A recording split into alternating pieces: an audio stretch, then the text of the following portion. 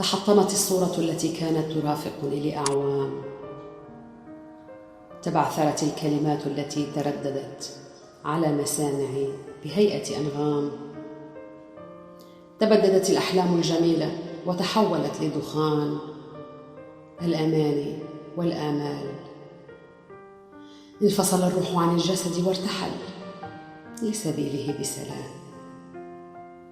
هي الحياة ومشوار العمر بعالم ليس سوى خيالات وسراب وأوهام.